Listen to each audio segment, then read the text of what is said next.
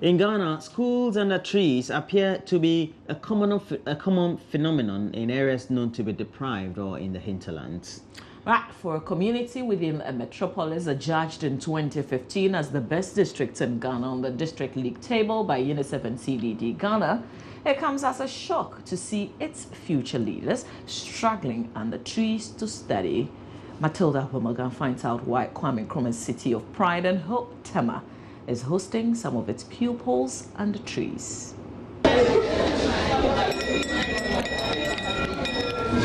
It's a Thursday morning. It's time for the second lesson of the day at the Tema Community 7 number 2 Junior High School.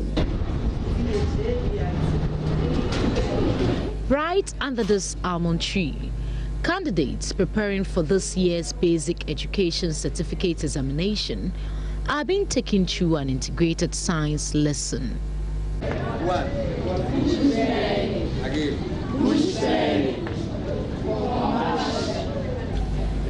Teaching and learning under this tree is a daily routine, at least for now.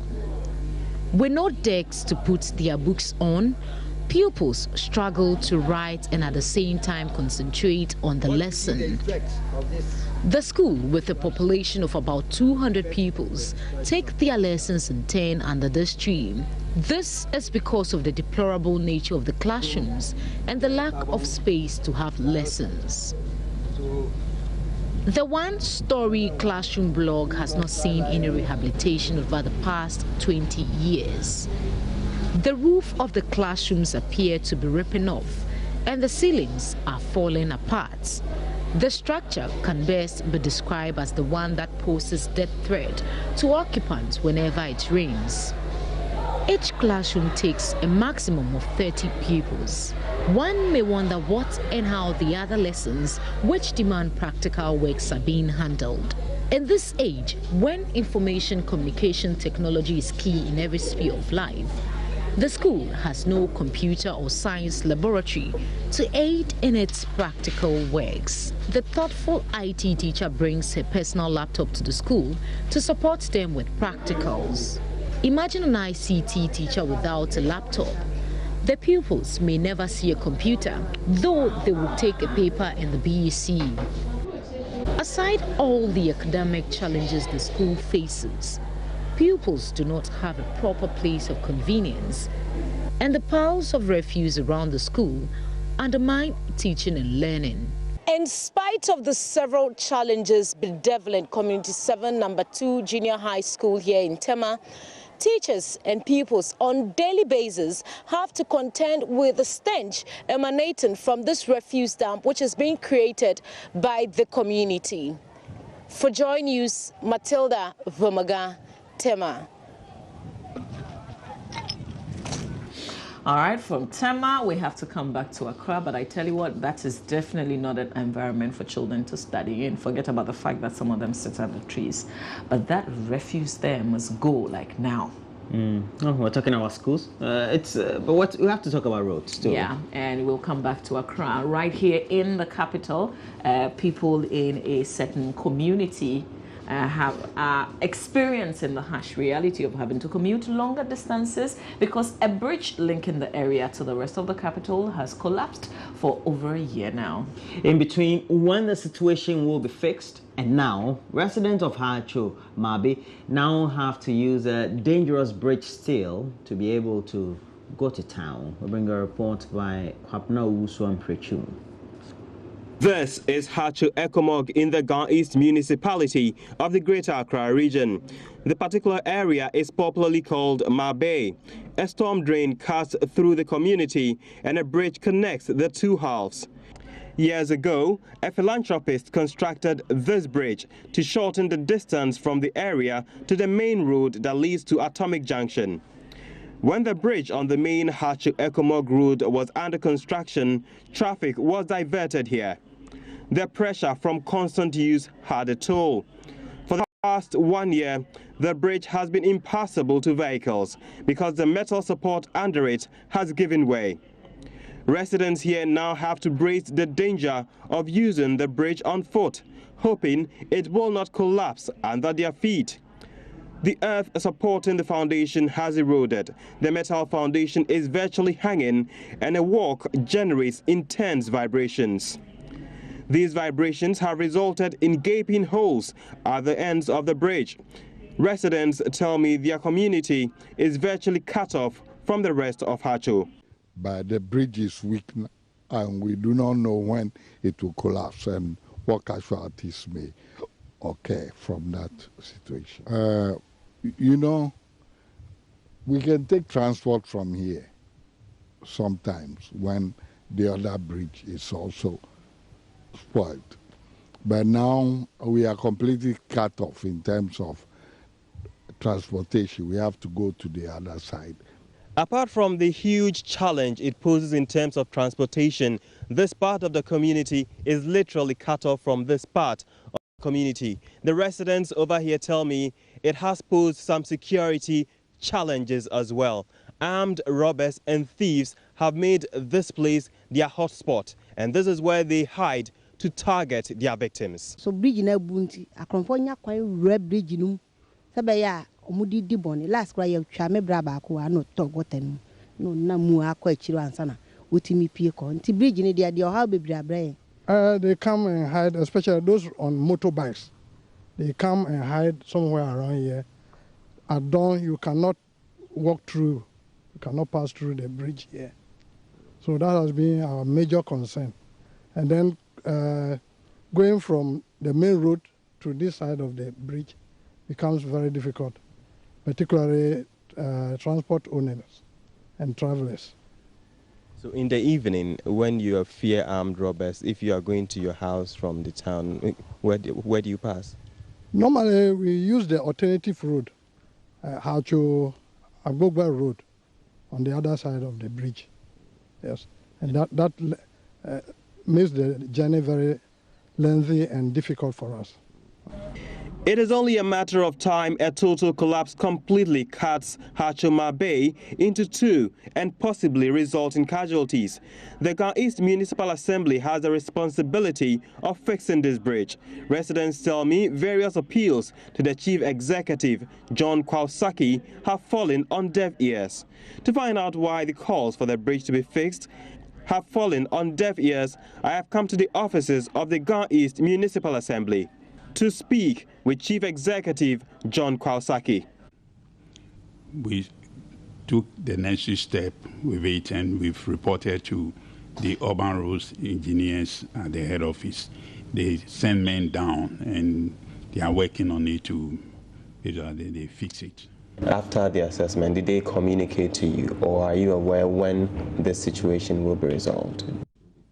Well, you know, when some of these emergency issue comes up, you know, since it is technical, they have to do the necessary programming and then raise whatever resources that they need.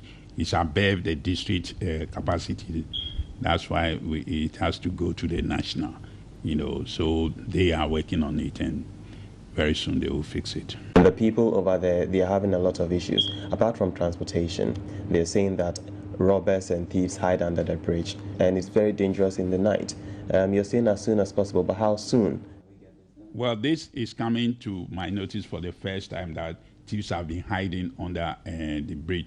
We have 2 police stations in that vicinity, you know, so I'll bring it to their notice, because there haven't been any reports of thieves hiding under the bridge. We need to do a good job, and we need to fix it to stand the test of time. So the engineers would do the right thing, and maybe if you can cross-check, you can check with the urban roads head office, the region.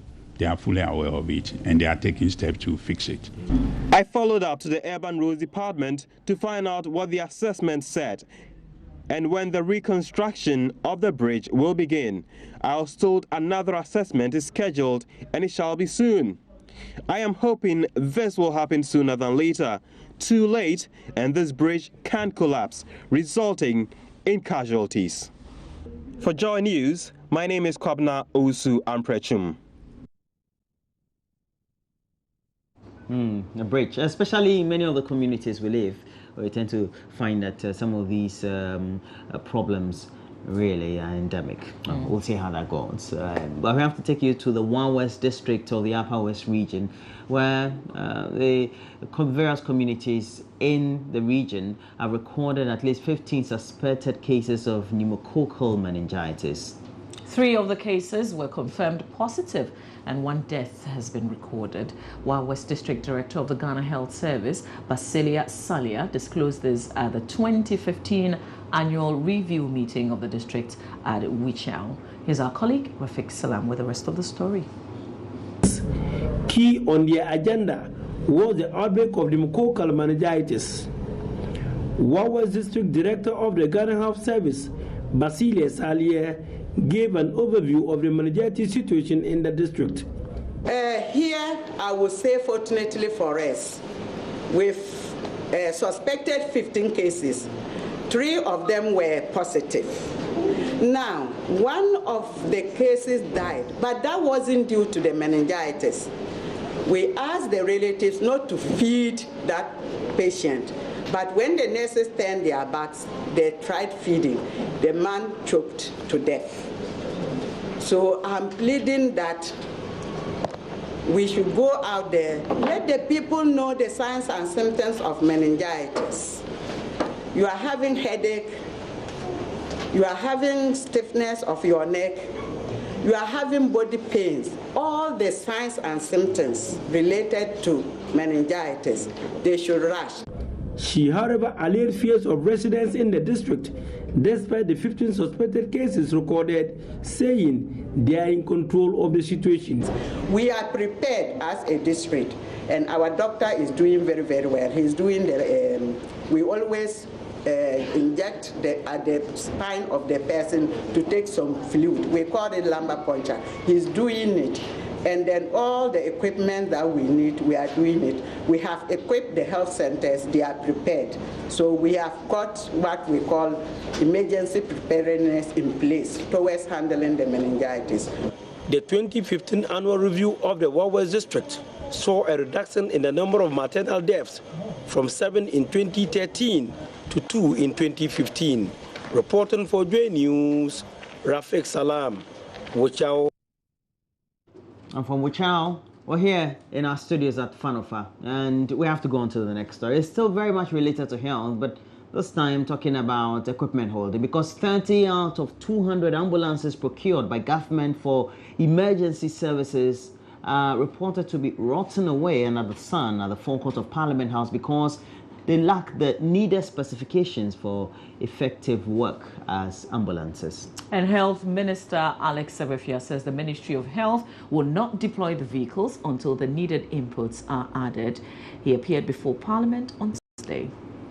Responding to some health concerns in Parliament today, Health Minister Alex Sebefia said the ambulances will not be deployed until the required specifications are added, but this did not go down well with the members on the minority side. What we have is not fit for purpose, and therefore we refuse at the moment to say that this can be deemed ambulances for the purposes of what we've done. The issue is that we gave specifications. The specifications do not appear to have been met. It is a duty of the ministry to ensure that we do not take what we haven't asked for. That will even raise further questions in this House. So we are ensuring that what we have asked for is what we are going to get. And that is why we have not distributed even the 30 that are in the country currently. Member of Parliament for Ichima Mpunwa, Isaac Isiama, says the development shows the incompetence of government and the call for the dismissal of public officials responsible for the contract. If you do proper procurement, if you follow or do proper procurement, it will inform you that whether competitive tendering or also sourcing, it will inform you that before you take delivery of equipment or items, you do inspection to see whether those items meet required specifications Because they are there. Because you would specify on the procurement terms, I want A, B, C, D, so that you would take delivery of equipment that meets your specifications, your standards, what you've asked for. You don't go take delivery 30 of them, not one, not two, not three, 30 of them. 30 of them. Do you know how much one ambulance costs? 30 of them. Such a huge number. And you are bold enough to tell this country that those vehicles are not fit for purpose. That's what it is. They're not fit for purpose, and therefore they're not going to use it. That was the implication of what he said. So now the issue is that, as we asked him, at whose expense, whose cost? Obviously to the poor taxpayer. So we spent so much on about 30 vehicles that will be lying idle for nothing. That is my worry. Meanwhile, Chairman of Parliament's Health Committee wants government to step out and develop a comprehensive all-year-round plan to deal with the recurring outbreak of meningitis in the country. He says the current stopgap approach used in dealing with meningitis and other disease outbreaks is not effective enough. Speaking on the floor during a briefing session by Health Minister Alex Segbefia, Joseph Yelitre called for action to stop the potential spread of the Zika virus into the country. If you look at the figures now, they are worrying, and it's partly because at the beginning people thought it was normal malaria, and then it turned out to be pneumococcal meningitis. What we need to do now is, anytime you have a report like this, you should encourage this person to find out the truth. The other important thing is getting facilities for the laboratories. In fact, the confirmation has always been the problem. There may be outbreaks, but what we need to do is to have better laboratory facilities in almost all the district hospitals and other facilities, so that as soon as we have a case like this, it can be detected and confirmed. The death toll from meningitis has reached 85. More than 400 people have been infected. Mr. Segbefia told Parliament the situation is not an epidemic yet. The Ghana Police has announced a new roadmap to flush out Fulani herdsmen from the Agogo area in the Ashanti region. The nomads have over the years been accused of criminal activities, including murder and rape, besides their cattle destroying crop farms. Acting Inspector General of Police John Kudalo assures residents the force will do everything within the law to protect life and property. Mahmoud Mohammed Nuruddin joined the IGP on a trip to Agogo, from where he filed this report. Busy streets of Agogo Township bustles with activity as men and women engage in their daily work to keep their families afloat. On the outskirts of the town, however, the picture is very different. Many of the natives and sojourners are into farming, but their farms are under attack and destruction. Suddenly came reports of alleged shooting, prompting the deployment of security personnel to avert further loss of lives and destruction to property. Minutes of trudging through the bush yielded no results in the search for the presence of Fulani herdsmen suspected to have fired the shots. Agogo residents are unhappy about the development, and the people are, however, divided over the sincerity of the IGP's word. All eyes are now on the IGP to deliver on his promise to bring a lasting end to the long-standing saga between nomadic Fulani herdsmen and the people of Agogo.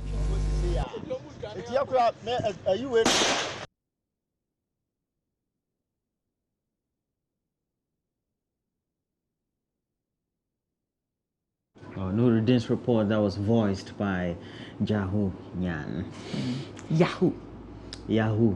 Okay, no, that's Yahoo. it. That's it for the AM News. We have some messages on WhatsApp 0560 800,000.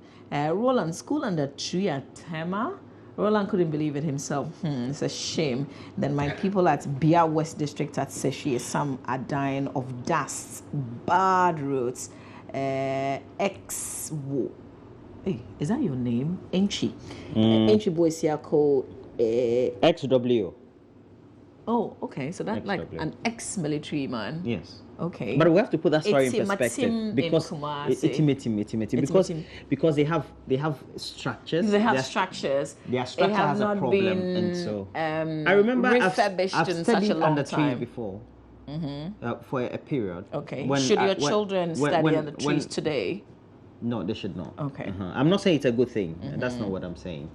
I'm saying, but they have structures, and for public schools, I was going to a public school too. Sometimes by the time the district or even the education directorate in the metropolis is able to undertake all the necessary procurement issues for a new structure to be built. It takes such a long time. It's not like a private school where they have an effective PTA. Or even a very good public school where they have an effective PTA. And so the PTA then would come to the aid of the school. Before even the public. But I think that the core is the fact that even the building itself, the proper school building itself, has not seen any kind of refurbishment in a very long time. Yeah, true. Yeah, true. So. But that's where the concept of the Parent-Teacher Association is very much important, because they are there not necessarily to do what the public is supposed to do, but also complement the activities. It's true. Yes, because when the environment is good, the teachers who teach your children will be in a positive mood to be able to teach, and your children also will learn well. But I would not make any excuse at all for the authorities and the school itself to keep that refuse by the building. I mean, you don't need the district chief executive to come and clear the refuse there for you. If you don't have bins, I mean, you should have creative ways of generating some form of income and get bins. Why can't but you shouldn't live Have you noticed this? That environment. for many people who stay in government bungalows, they don't refurbish the bungalows. No, they don't. They'll tell you they're waiting for the PWD. They don't. But the PWD and its personnel there, they don't live in your bungalow. Yeah, so you see a nice 4-wheel drive parked. And the building is very dirty. It's cracked. It's all over. It has cracks, and they'll come and complain to the media to go and film for them. We have some of the structures at airport, for instance. You find a beautiful residential area, then you see these very old-looking story building, and then once you set your eyes on them, you know that these are government bungalows, because they're government or bungalows. Even a Roman Ridge. The people living in them will not. But I've also seen structures which belongs to Legon, for instance. Have you witnessed somebody move out of a building before? There you find out the debts inside the building and how. Don't say it. No, it's true. And I've seen some of the bungalows at Legon, for instance. It's not only Legon, it's public that's bungalows. why I said, for instance, where people live in them and they don't do anything. They don't even change the mosquito nets until they are leaving. And they build, they have buildings elsewhere. Nice one. They have buildings elsewhere. They go, it's true. They pack the posh V8 vehicles in that dirty looking bungalow and they're excited. Shame on you if you're living in a place like that and you're not taking care of it because it's a government property. Shame on you. But let me read some of your messages. I didn't say what I said. Thank God for another blessed Friday morning. And I say Juma Mubarak to all Muslims, especially to all teachers of Young MA Basic School in Savlugu. And this message comes frequently. It's from our friend Abdullahi Abdul Razak in Tamale. Today we read your message for you. We always read his we always messages. Read. Okay, don't good. say that. Like I do selective reading. I don't. So upon all Mahama, hey Charlie, Mbowini Matthew and in Quanta South, I know you are a friend. When I see the messages like start like that, then I'm a bit cautious. Still day under trees. Okay, all right. So upon all that you see, President is doing. Is this our friend Michael? No. There's Michael here. No, but let me read this. Michael, this is another message that came through. Reasons adduced by President Mahama in his quest for renewal of mandates were complete. Okay, I'm not sure he's come out clearly to tell us anything like that. Hello, good morning, Mama V and Roland. You both look splendid. I always enjoy your show. Have a blessed day. Thank it's you. From Boogeyman at Zongo. Makeri. Okay, Boogeyman. Thank you very much for always watching us. Thanks for the message. This one says, good morning to all GS workers in the Fantiakwa district from Lam Tete. And this one says, good morning, Mr. and Mrs. Just like that. Good morning to you, whoever you are. The roadmap on flashing out the Fulani headsmen should be extended to the whole country because we don't need them. What they only do is to rape, kill, and steal. And I say you are so wrong. They must go now. Ayogugu Stephen in Chiana. I said this to you yesterday, and I'll say it again. Was it 2 days ago or yesterday? Yesterday. Don't say that. Like, we don't need them. Like, and it's not only in Agogo, the whole country. Don't say that. We have some fantastic Fulanis here in the country. There are a few bad nuts, which is normal because even we Ghanaians, there are a few bad ones amongst us. So let's flush those bad ones out, but don't say the whole country like we should kick them out. And yesterday we again gave the example of the xenophobic attacks in Southern Africa and how we felt about them when we kept hearing about the news of our countrymen being subjected to all those mishandling and those discriminations in those countries. So we need to take cognizance of that and know that we have to treat other people well. These days the world, we say, is a global village. You can move anywhere you want to. Natogma from Boko, this is more like a response to your message as well. I hope that you heard that. We're pleading with government to do something about the Bolga Boko Road. It's really in a bad state. It's from James from Bazua. All right, we have to take a break? Yes, we have to take a break. We're doing newspapers? Yeah, hopefully we have the opportunity to look at the few headlines captured by myjoyonline.com. If we don't worry. We'll still go around the news portals and bring you what they are reporting today. All right, we're taking a break. When we come back, we're looking at the newspapers, foremostly on myjoyonline.com and the other news portals.